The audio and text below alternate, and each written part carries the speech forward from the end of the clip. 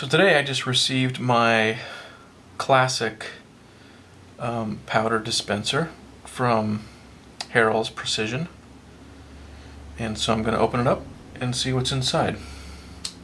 If it's like the pistol measure was in a really tiny box. This one should be quite a bit larger. The pistol measure dispenses up to 25 grains. This one dispenses up to, I think, 120 grains. Yeah, this box is far bigger than what came receipt or shipping slip. Some newspaper. This is packaged just like the pistol measure. Similar size box, some newspaper, but a much bigger box for the dispenser itself. And you can see this is the classic versus the Schützen pistol measure, which I got a few days ago. So now I'll be able to dispense enough powder for rifles. And then the pistol one goes down to 2 grains of powder, whereas this rifle measure I think goes down to 6 grains. So not a small enough quantity to reload for pistols. So you really, if you're going to go with the Harrells, you really need the 2 measures. My guess is that by making the 2 measures, that one that dispenses a smaller amount, one that dispenses a larger amount, rather than one that dispenses the entire gamut, they're probably able to make each measure dispense powder much more precisely. That's probably why they split it up. Or just to make people like me spend more money. This looks similar to the hopper on the pistol measure, just larger. And now I know what's inside of here. And this is funny. Nalgene lid. And here we've got the couple of drop tubes, which would work for different size cases. Let's see, some instructions. So it's packaged just like the pistol measure.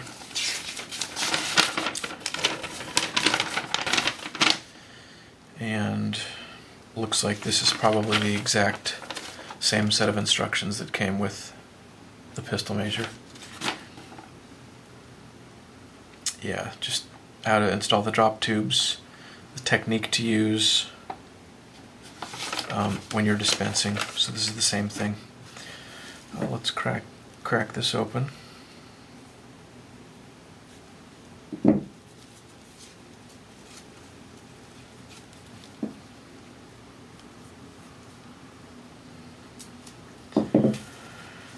Drop tubes. And these, in fact, these look the same as the ones that came with the pistol measure. I think they are. So I guess two drop tubes are enough, no matter the cartridge you're loading for. Hopper, couple drop tubes, and the good stuff.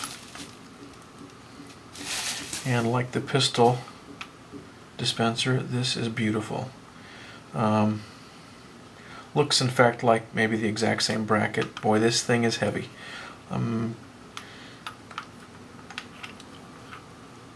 With the pistol measure though, actually it's all, besides the brass, the pistol measure is just machined aluminum. This looks like some anodized aluminum. This looks chrome plated. The entire body is aluminum on the pistol measure. So this may be a chrome steel, I'm not sure. And like the pistol measure, it's got their sticker on it with their name and a phone number. And I'm going to take that off because I hate stickers.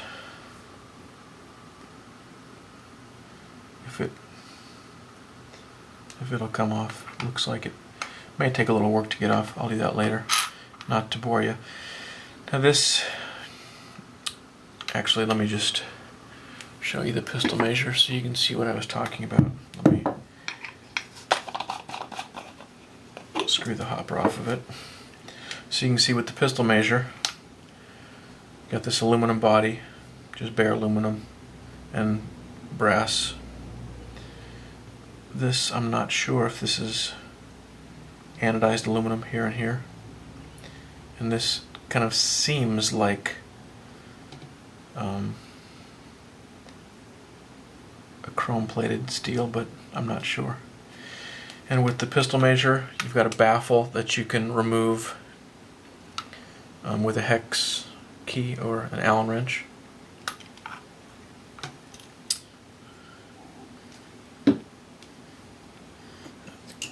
Get those out of the way. So these brackets do look the same on both measures. This baffle, yeah, so the baffle on the pistol measure, you need an Allen wrench to remove it. And this looks like a similar concept on the classic measure. Looks like it has a baffle here. But you can simply unscrew it with your hands. And this just slows down and controls the powder that falls out of the full canister and into the body of the measure. Yeah, and this feels like it must be aluminum.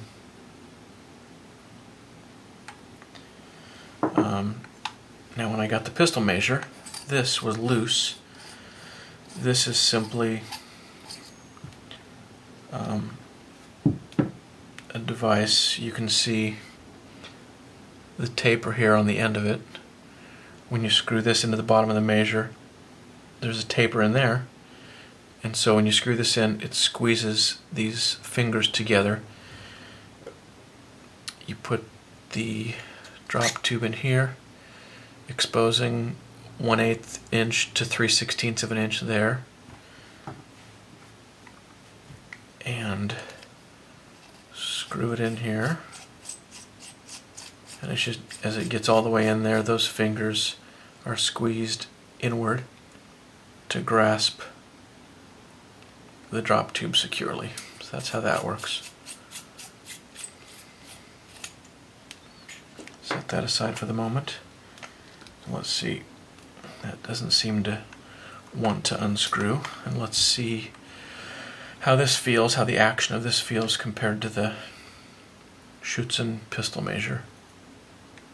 And of course, as I expected, it feels very, very smooth.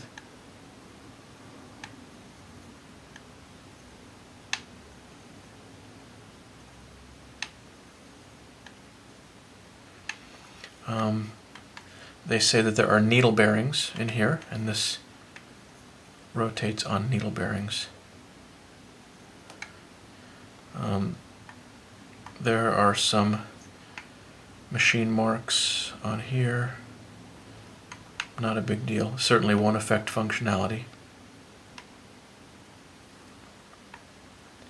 But it does have a nice feel, and of course the whole thing is just heavy and solid and feels very high quality.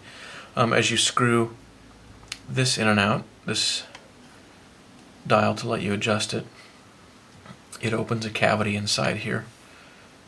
And if when I rotate this up, actually, when you rotate this up, it reveals the cavity on the top and the powder falls into the cavity. And then you move the handle down and it rotates 180 degrees to put that cavity on the bottom and release the powder out the bottom of the measure. That's how it works. Right now the cavity is completely closed, but as you turn this knob,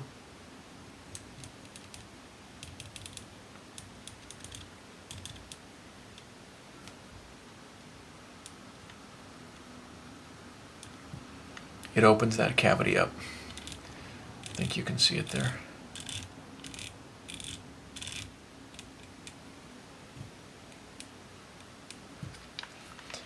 So now that cavity will be filled with powder.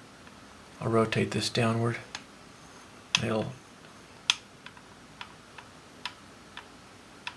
That's catching on something. When I pull the shaft in this direction, it doesn't catch. When I push this way on the shaft, it catches on something. I don't know if that's normal or not.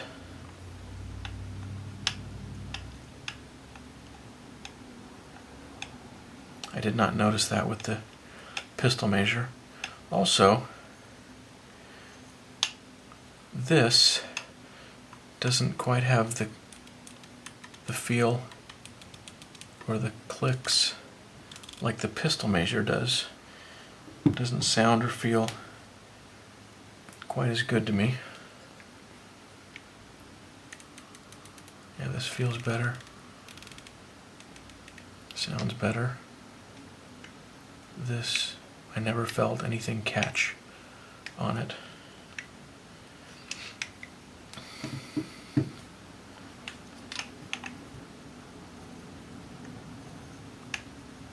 So now there, I don't feel it catching on anything. So when it's in a central position laterally, it's perfectly smooth. Really, really nice.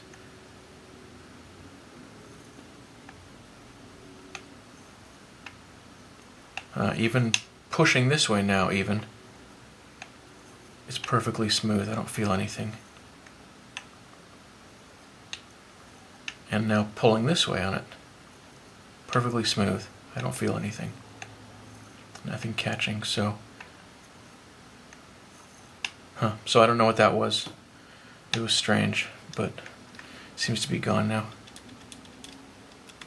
This doesn't have quite as good a feel as the pistol measure, but it does appear completely repeatable.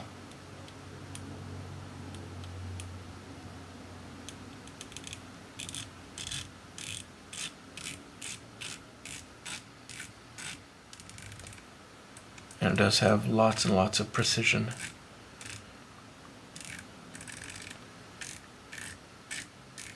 You can see inside the dispenser there how that cavity opens up as you screw this knob.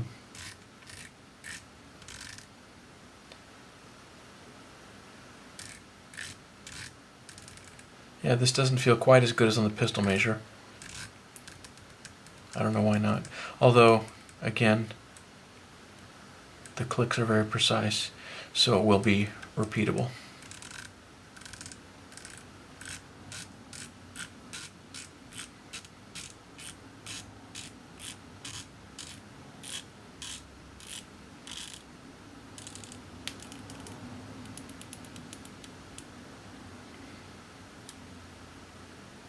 And when you get to 0 here, and 0 here, the cavity is completely closed. This does appear to be steel, the more I look at it. And it's heavy enough that I think it must be.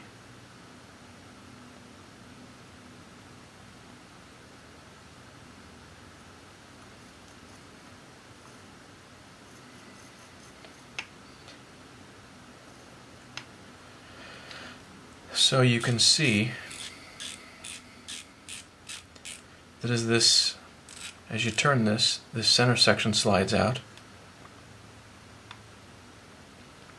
And the way it can do that, you can see there's a center section in the middle there with a seam on each edge of it.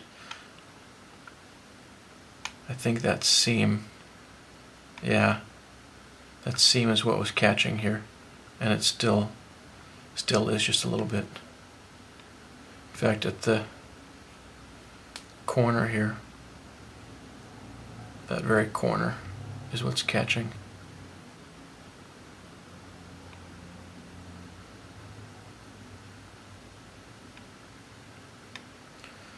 I can hit that, I imagine, with some super light sandpaper, 220 or 600. I've got a couple different fine grits, and I think it would completely get rid of that catching. Or maybe just using it would get rid of it. So let me get a few closer up shots of this Harrell's classic powder measure. So the bottom does screw off. I just had to give it a little more muscle. And inside the powder measure, what I was talking about, you can see this line here and a line there, and those are just this area, this line and this line, where that rod slides to increase or decrease the size of that cavity. And this corner right here sometimes just barely catches when it gets to the body. In the center it feels perfect. When it gets to the body, to go beyond there, it's just barely catching. So I'm going to take it apart, just hit it with some 600 grit sandpaper and see if that doesn't take care of it. I'll just take that Allen screw out, remove the handle, and see if that's all that's necessary to take it apart. If so, that'll be real easy. So I broke this Allen screw loose. It was pretty tight. And let's screw it off. The handle just comes right off then. And let's see if this comes out. Lo and behold, it does. Ah, and you can see the needle bearings in there then. In there. One on both ends of that insert.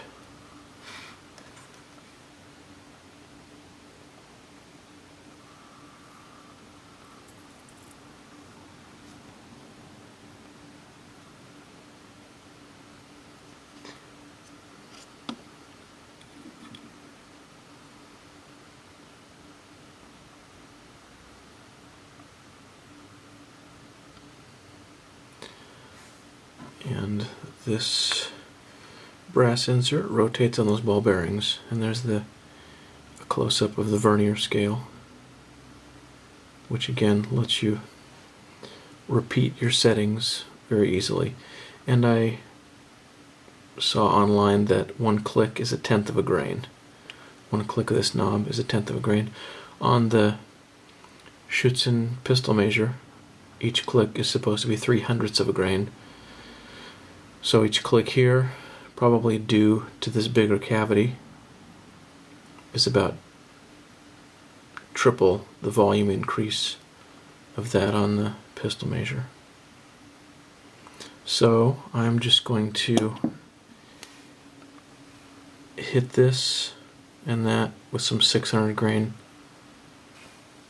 sandpaper. I mean, it's just barely catching. I'll just hit it a little bit right there and a little bit right there and see if it smooths out that occasional catch. So I hit that with some 600 grit sandpaper and it seemed to take care of the catch. It's close to perfect now, I would say. I'll probably polish it because in some spots I can kind of feel an imperfection. And it's pretty close to perfectly smooth, and that catch seems to be gone.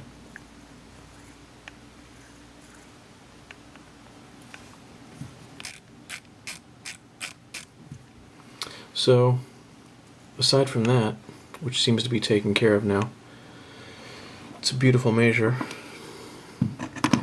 So powder falls in there when you're at the top of the stroke, and when you move the handle down, it moves that cavity, rotates it to the bottom, and the powder falls out into this cup. And then, actually, let me screw the drop tube in here and let's see what it looks like from the inside.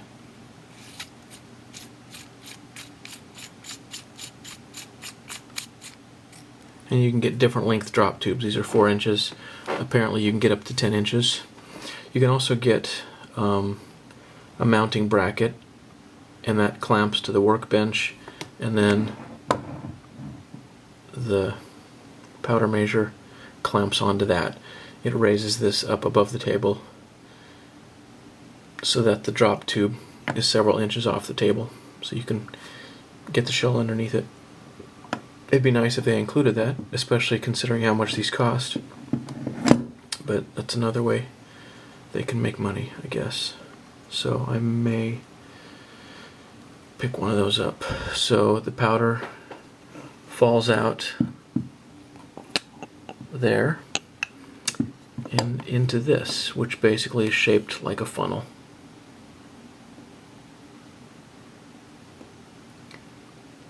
And that's perfectly a smooth transition from this funnel into the drop tube.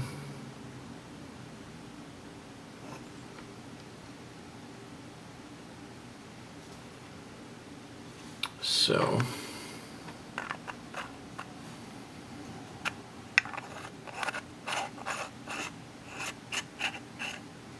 there's a little imperfection in the anodizing here.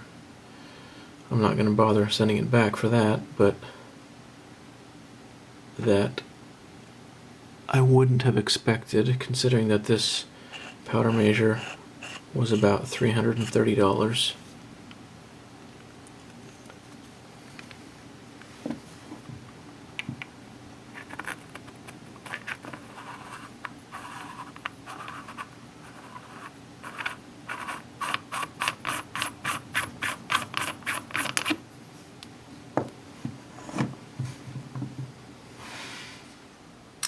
So there you have it, the Harrell's classic powder measure for rifles up on top, and the Harrell's shoots and pistol measure on the bottom. And obviously you can actually use the rifle, or the classic measure for pistols and the pistol measure for rifles, but that need to be sizes that are at the extremes. So the rifle, or the classic measure, you could use on really big rifle cases, and the pistol measure you could use on really small rifle cases. But for the most part, you'd use the pistol measure just for pistol cases and the classic just for rifles. But there they are, side by side. Beautiful pieces. Maybe not quite perfect, but they sure do seem sharp. And I'll make some videos when I start actually measuring powder with them.